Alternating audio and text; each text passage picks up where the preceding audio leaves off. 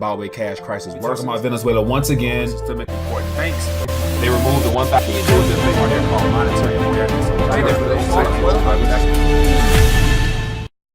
Hey there, hope all is well. Back at you today with some more RT News updates. And as you can tell from today's title, we're going to be talking about the recent development of Iran's cryptocurrency, which is underway due to the fact that the U.S. continues to impose their will on that country with sanctions. So like always, whenever a country is under pressure by the United States government, the next best thing to do is to bypass the dollar altogether, aka what's called the de-dollarization process, or getting rid of Federal Reserve notes out of your economy, period, by coming up with your own means of doing business, which ideally in this time frame will lead to a lot of countries choosing to use the blockchain technology, i.e. with the development of their own cryptocurrency. So before I dive into today's articles, as always, new to RTD, I want to encourage you to click the subscribe button along with that notification tab to be informed of future updates as well as live streams. Also join me on Twitter, where I share posts throughout the day on various subject matters dealing with our monetary system as well as whatever's happening in the news that I can't get to via video. Make sure you click the button down below to be notified when things are posted.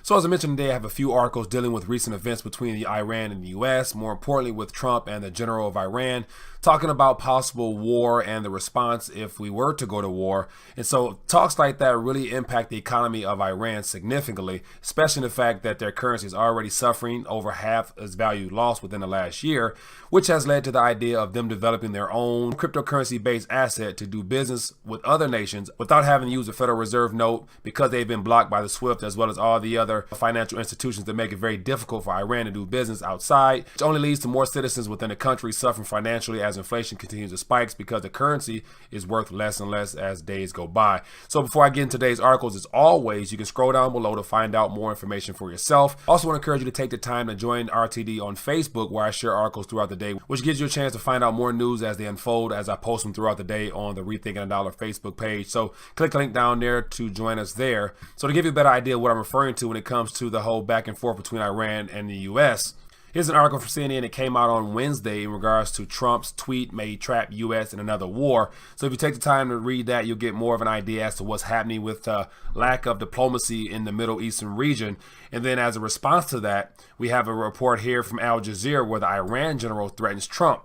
He says, if you begin war, we will end it. And what's most notable about this here, it says that he's quoted saying, we will destroy all that you possess. And so whatever that means, which let me know that it might be something very dangerous, i.e. some type of nuclear situation here, but don't know. But if you're interested, feel free to read more for yourself. But what I want to get on is the idea that here's another report out of Al Jazeera from last week, and it says Iran currency halves in less than a year.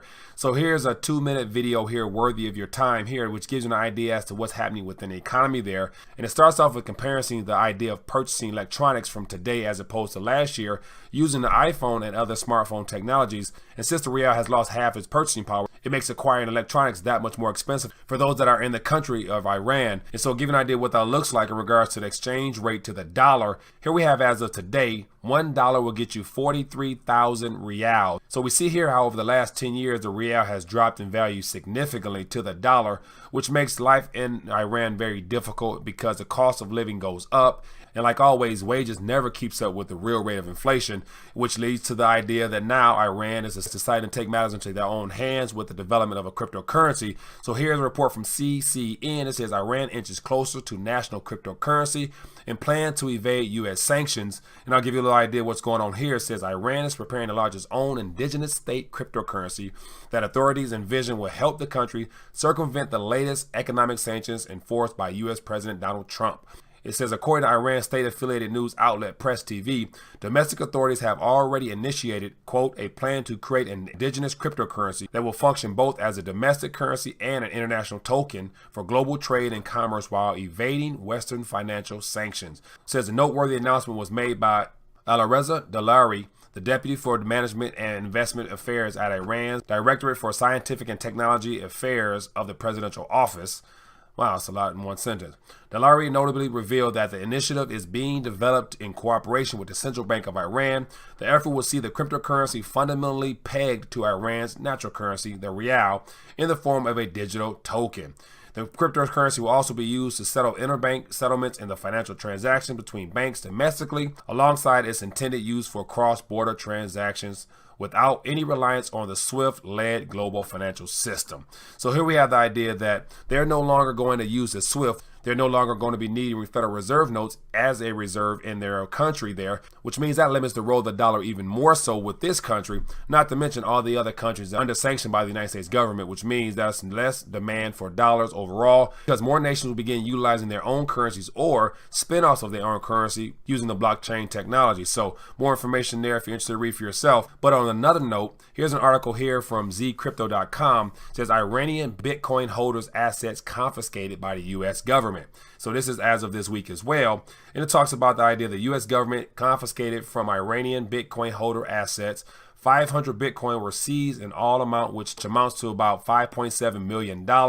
Says the Bitcoin belongs to Iranian Bitcoin asset holders. The confiscation, according to the leader of the Iranian Blockchain Association, started last year as reported by Abina. He stated that, quote, some people believe that this confiscation is because of circumventing U.S. sanctions by Bitcoin holders, unquote. Retrieving the confiscated assets from the U.S. government had been very difficult due to the official ban of Bitcoin in Iran. This has made getting an attorney very difficult for the Blockchain Association. However, Safir Mohammadi and the Blockchain Association has been taking steps to engage expert attorneys that understand the Iranian's capital market and also the Financial Action Task Force.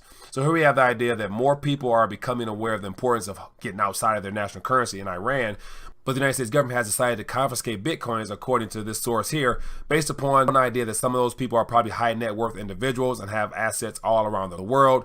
And so it's interesting to see how this will play out in the days ahead with the development of the cryptocurrency out of Iran. It's good to say since Venezuela has a cryptocurrency now, Iran will be working on theirs. Russia has one.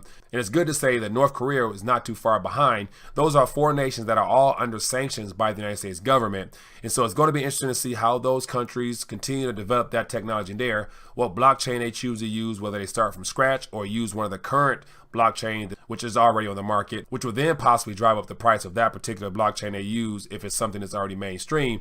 And so we'll see what the response will be from the United States government. And according to that very first article there on the possibilities of war, I wouldn't doubt if this really speeds up the race for our government here to really begin applying more pressure on Iran in some effort to thwart this plan of going crypto development even further, which will only put more pressure on the dollar as more nations decide to remove themselves away from the Federal Reserve note altogether. So interested in hearing your thoughts on this matter. Leave a comment down below. I think this story here is very telling of where we're heading in regards to the usage of the dollar outside of our country here. And at the end of the day, whenever the Federal Reserve note is no longer in demand or needed for trade amongst other nations, that should lead you to wonder what will happen to all those Federal Reserve notes that's out there that's no longer being used. They'll be heading home. So other than that, love to hear your thoughts. Leave a comment and look forward to bringing you more news updates. Enjoy your day.